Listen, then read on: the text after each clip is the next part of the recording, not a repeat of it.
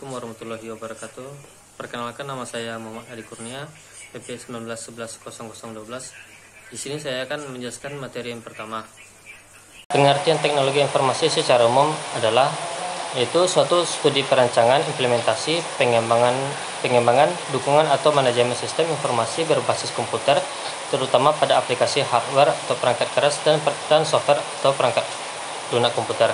Dapat dikatakan bahwa teknologi informasi adalah berbagai fasilitas yang terdiri dari hardware dan software yang dukungan dan meningkatkan kualitas informasi bagi masyarakat dengan cepat dan berkualitas. Selanjutnya itu komponen-komponen yang ada dalam sistem informasi. Yang pertama itu komponen input. Yang masuk dalam komponen input ini meliputi kumpulan data-data. Dalam komponen ini harus ada semacam metode serta media untuk mengumpulkan data-data yang nantinya akan diolah menjadi informasi. Data yang akan dimasukkan bisa berupa dokumen-dokumen dasar. Yang kedua itu komponen model. Sistem informasi juga membutuhkan komponen model. Komponen yang satu ini terdiri dari kombinasi antara prosedur logika serta model matematik yang berfungsi memanipulasi dan mengolah data atau data yang tersimpan. Setelah melalui komponen ini diharapkan data yang diolah akan menghasilkan keluaran atau informasi yang diinginkan. Yang ketiga itu komponen output. Setelah melalui komponen model, data atau informasi keluar melalui komponen output. Dalam komponen output, informasi yang keluar sudah sesuai dengan apa yang dibutuhkan. Semua pemakaian sistem bisa menggunakan data yang berkualitas tersebut. Yang keempat itu komponen teknologi. Teknologi menjadi semacam toolbox dalam sebuah sistem informasi. Teknologi ini digunakan untuk menerima input, menjalankan model, menyimpan sekaligus mengakses data, menghasilkan keluaran, hingga membantu pengendalian dari seluruh sistem. Teknologi yang canggih adalah modal utama sebuah sistem. Yang kelima, komponen hardware.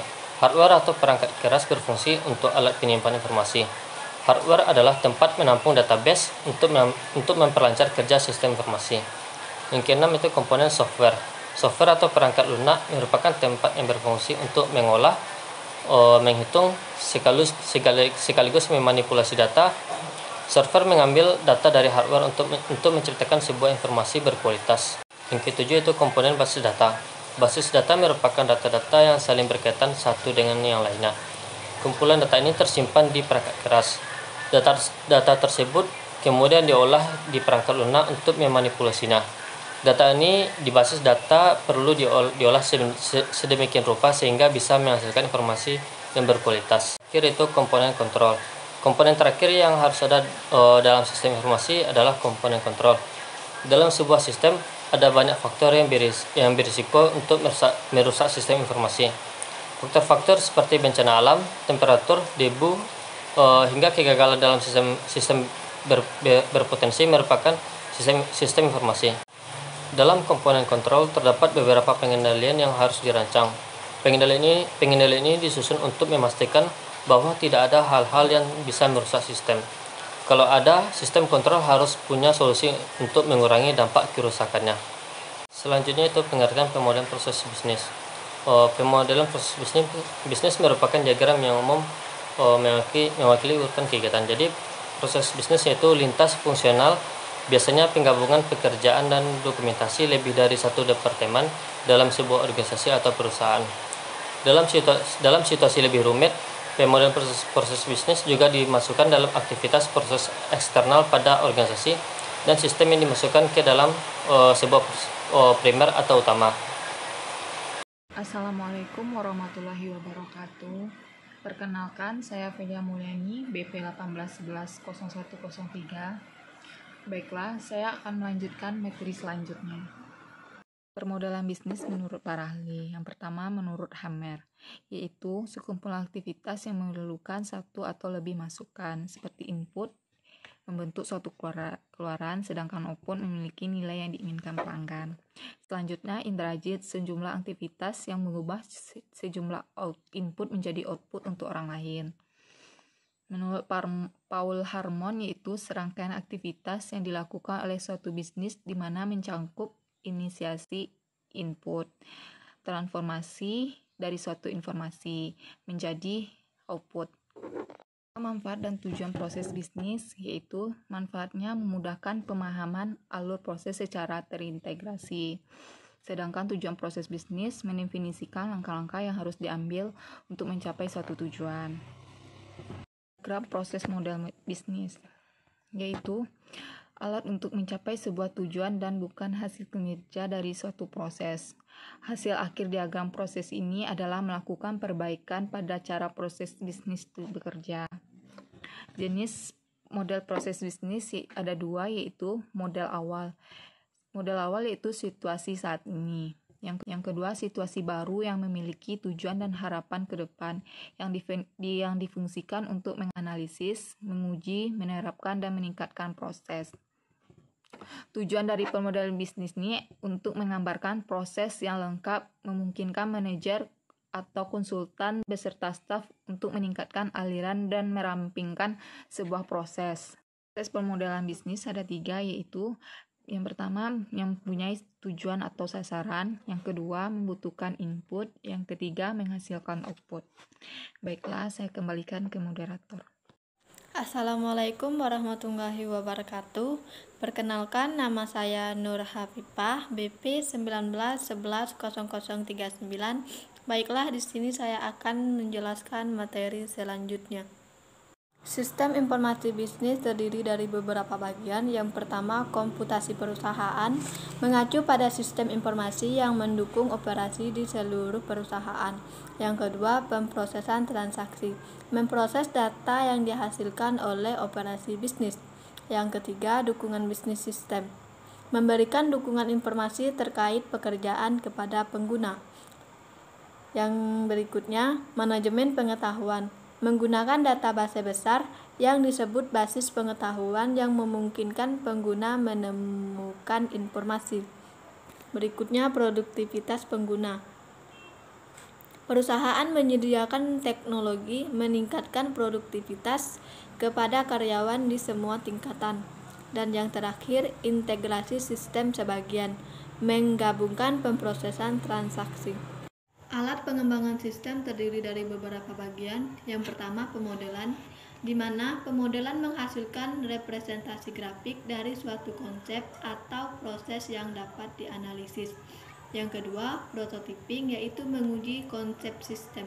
Dan yang terakhir, sistem berbantuan komputer alat praktik. Assalamualaikum warahmatullahi wabarakatuh. Saya Salma Alia, BP 19110025, akan menjelaskan metode pengembangan sistem. Yang pertama, analisis terstruktur, yaitu teknik pengembangan sistem tradisional yang telah teruji waktu dan mudah dipahami. Analisis ini menggunakan sistem SDLC yang untuk merencanakan, menganalisis, merancang, mengimplementasikan, dan mendukung sistem informasi. Yang kedua, analisis berorientasi. Objek ini digunakan memperlakukan proses dan data sebagai komponen yang terpisah. Analisis ini menggunakan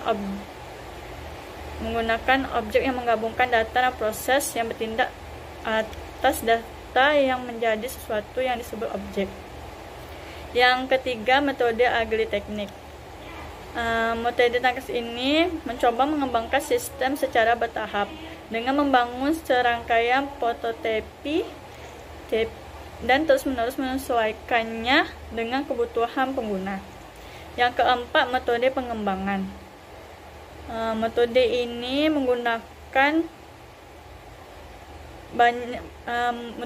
banyak perusahaan menemukan bahwa tim yang terdiri dari staf TI, pengguna, dan manajer dapat menyelesaikan pekerjaan mereka dan bisa menghasilkan hasil yang lebih baik. Dan metode ini mengembangkan aplikasi yang bersama dengan JAD dan RRD. Selanjutnya, Departemen Teknologi Informasi. Yang pertama, pengembangan aplikasi. Pengembangan ini biasanya memberikan kepemimpinan dan panduan keseluruhan. Tetapi, tim yang terdiri dari pengguna, manajer, dan anggota staf TI mengembangkan sistem itu tersendiri. Yang kedua, dukungan dan keamanan sistem. Dukungan ini memberikan layanan pelindungan dan pemeliharaan penting untuk perangkat keras dan perangkat lunak sistem. Jadi sistem ini menerapkan dan memantau perangkat keras, perangkat lunak, dan prosedur keamanan fisik dan elektronik. Yang ketiga yaitu dukungan pengguna. Dukungan pengguna ini memberi pengguna informasi, teknik, pelatihan, dan produktivitas mendukung. Jadi pengguna bisa menjawab pertanyaan, memecah masalah, dan berfungsi sebagai clearinghouse untuk masalah dan solusi pengguna. Yang keempat, administrasi basic data. Ini melibatkan desain data, manajemen keamanan, pencadangan, dan mengakses di perusahaan kecil maupun menengah. Dan para pendukung TI melakukan itu untuk peran di samping tugas-tugas lainnya. Yang kelima, administrasi jaringan. Operasi bisnis bergantung pada jaringan yang memungkinkan sistem informasi dari seluruh perusahaan. Administrasi jaringan yang meliputi pemeliharaan perangkat keras maupun perangkat lunak, dukungan, dan keamanan. Yang keenam, dukungan web. Dukungan web ini fungsi dukungan teknis yang vital.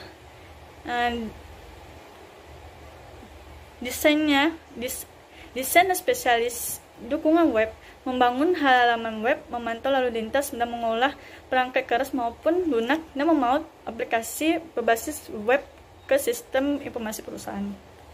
Yang ketujuh, jaminan kualitas. Banyak departemen TI besar juga menggunakan tim jaminan kualitas yang meninjau dan menguji semua aplikasi dan perusahaan sistem yang memverifikasi spesifikasi kualitas dan perangkat lunak terstandar. Selanjutnya, analisis sistem. Yang pertama, peran. Seorang analisis sistem membantu mengembangkan sistem TI yang mendukung kebutuhan bisnis. Agar analisis berhasil, analisis sering sekali harus bertindak sebagai penerjemah. Biasanya analisis membangun serangkaian model, diagram, tabel keputusan, dan menggunakan alat dan teknik deskriptif lainnya. Yang kedua, pengetahuan, keterampilan, dan pendidikan. Seorang analisis sistem yang sukses membutuhkan pengetahuan teknis, keterampilan komunikasi lisan dan tertulis, dan pemahaman tentang operasi bisnis, dan keterampilan berpikir kritis. Persyaratan pendidikan sangat bervariasi tergantung pada perusahaan dan posisinya. Yang ketiga, sertifikasi. Banyak perusahaan perangkat keras dan perangkat lunak menawarkan sertifikasi untuk profesional TI. Bahwa menggunakan ini, seseorang menunjukkan tingkat pengetahuan tertentu dan keterampilan pada tes standar. Dan sertifikasi adalah cara terbaik bagi profesional TI untuk mempelajari keterampilan baru dan mendapatkan pengakuan atas upaya mereka. Yang keempat, dan sertifikasi adalah cara terbaik bagi profesional TI untuk mempelajari keterampilan baru dan mendapatkan pengakuan atas upaya mereka. Yang keempat, peluang karir. Perusahaan akan membutuhkan analisis sistem yang menerapkan teknologi informasi baru, dan ledakan e-niaga akan mendorong pertumbuhan pekerjaan TI. Posisi analisis sistem adalah tantangan dan penghargaan yang dapat mengarah ke posisi manajemen puncak. Selanjutnya, tren teknologi informasi, yang kesimpulannya sangat sedikit di era berkembang secepat teknologi informasi. Sesekali terjadi perubahan yang benar-benar transformatif seperti pergeseran berkelanjutan ke komputerisasi awan ke seluruh perusahaan atau revolusi. Dalam sistem dasar komputasi dengan pengenangan komputasi kuantum yang baru lahir. Analisis sistem harus menyadari tren saat ini dalam teknologi bahwa mereka dapat melayani organisasi mereka dengan lebih baik dan agar mereka dapat menyesuaikan keterampilan mereka ke depannya. Sekian dari saya. Apabila ada kesalahan dalam video kami, mohon dimaafkan. Assalamualaikum warahmatullahi wabarakatuh.